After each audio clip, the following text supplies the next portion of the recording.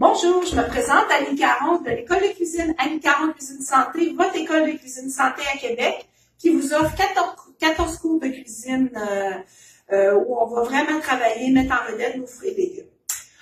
Pendant la pandémie, j'ai décidé de vous offrir plusieurs vidéos gratuites sur comment cuisiner plus économiquement en cette période plus difficile avec beaucoup de pertes de revenus pour la plupart d'entre nous.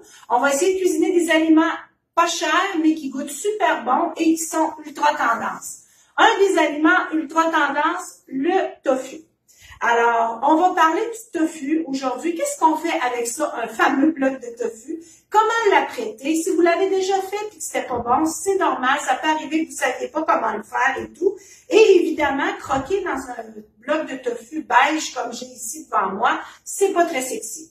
Alors, on va essayer de vous rendre ça un petit peu plus sexy aujourd'hui. On ne fera pas de recette, mais on va vous donner nos trucs.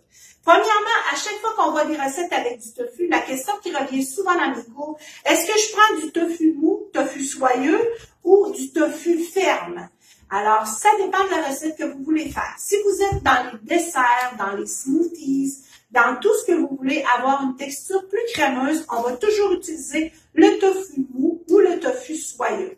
Alors, très facile, on ouvre le paquet et c'est un tofu qui va se défaire au mélangeur. On va d'ailleurs, vous surveillerez mes vidéos cette semaine, je vais vous offrir un beau crème d'amande aux petits fruits qui est fait à base de tofu soyeux et de beurre d'amande. C'est des délicieux desserts pour la famille, sans produits laitiers, vegan, sans gluten. Donc, c'est une alternative géniale pour les petites familles. Ici, on a le tofu, le bloc de tofu traditionnel ferme ou extra ferme. Premièrement, chose très importante, quand on cuisine le tofu, on essaie de choisir, si notre budget le permet, un tofu biologique.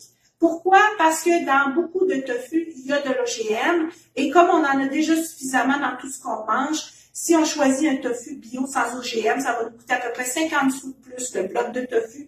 Ça ici, c'est un bloc qui peut nourrir une famille dans une recette avec autre chose pour 3 $. Alors, je pense qu'il y a beaucoup de rabais sur le tofu.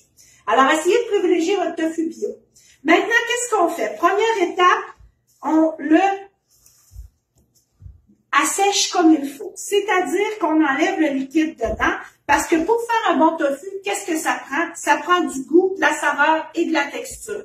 C'est souvent ça que les gens reprochent au tofu, ça n'a pas de goût, ça n'a pas de saveur et la texture dans la bouche n'est pas plaisante. Première affaire, marinez votre tofu. Toujours mariner votre tofu, à moins de faire une recette grillée et tout qui ne le demande pas. Mais sinon, si c'est juste pour mettre dans votre sauté, grillé au four et tout, sur le barbecue, très important de mariner. On coupe en cubes, en lanières, en pavés, comme on le veut, et on marine un minimum de 12 heures. Dans votre marinade préférée, la marinade que vous utilisiez pour votre poulet ou votre filet de porc, sirop d'érable, romarin, asiatique, indienne, les marinades de tofu, vous allez en trouver jusqu'à la fin de vos jours sur Internet présentement.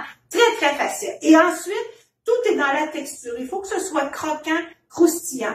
Alors, si on le fait sauter à la poêle, on va vraiment le faire sauter dans une huile très chaude et on va le laisser prendre dans la poêle. On va le laisser vraiment griller. Si vous passez votre temps à brasser avec votre cuillère, vous allez juste le brasser toujours. Il n'y aura pas le temps de caraméliser dans le fond de la poêle. Très important.